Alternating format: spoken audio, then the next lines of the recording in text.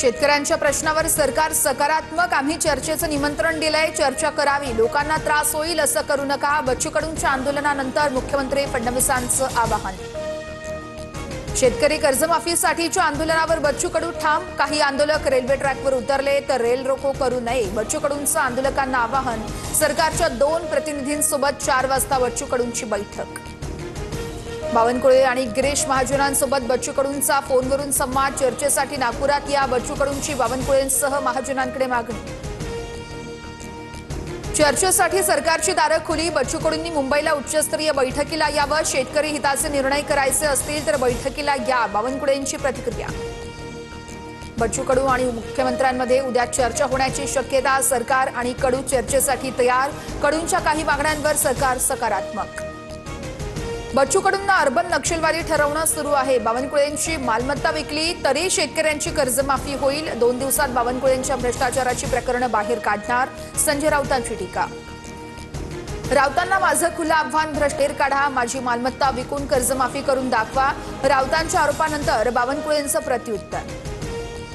बच्चू भाऊंनी सांगितलं आमदारांना कापा, मी सांगतो मंत्र्यांना कापा, बच्चू कडूंच्या मोर्चात रविकांत तुपकर यांचं विधान, तर कोणीही प्रक्षोभक भाषा वापरू नका, बावनकुळेंचं आवाहन।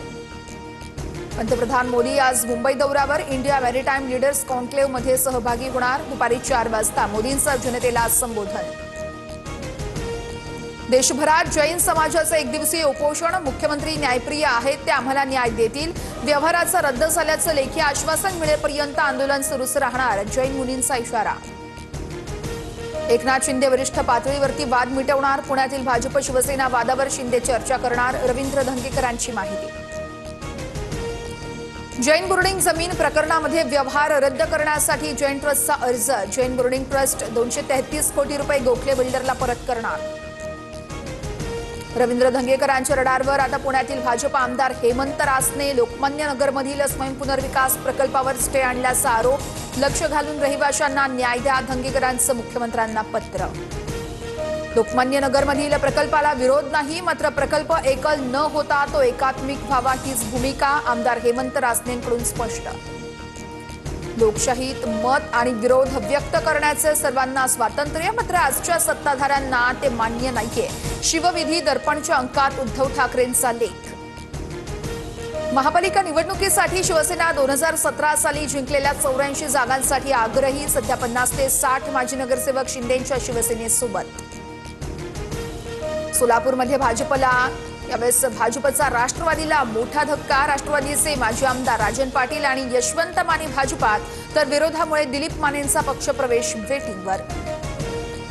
बेलापूर विधानसभा मतदारसंघात मतदार यादीत घोळ असल्याचा आरोप, मतदाराचा पत्ता सुलभ शौचालय असल्याचा उल्लेख, निवडणूक आयोगाच्या कार्यपद्धतीवर मनसेकडून शंका उपस्थित।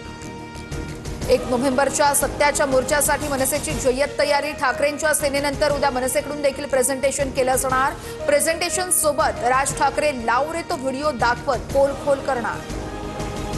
एकनाथ खडसेंच्या जळगावमधील निवासस्थानी काल चोरी, चोरट्यांनी खडसेंच्या बेडरूम मधील काही सीडी चोरल्याची माहिती, तर कामाच्या सीडी दुसऱ्या ठिकाणी होत्या, खडसेंची माहिती। फलटणमधील मृत डॉक्टर तरुणीचा हॉटेलमध्ये एंट्री करतानाचा व्हिडिओ समोर, हॉटेल मालकानं आरोपानंतर सीसीटीव्ही जाहीर केल्याची माहिती। पावसामुळे चिपळूण तालुक्यामध्ये भात शेतीचं मोठं नुकसान, पावसामुळे कापलेलं पीक पूर्णपणे भिजलं, रस्त्याच्या कडेला ओलसर भागात भात वाळवण्याचा शेतकऱ्यांचा प्रयत्न।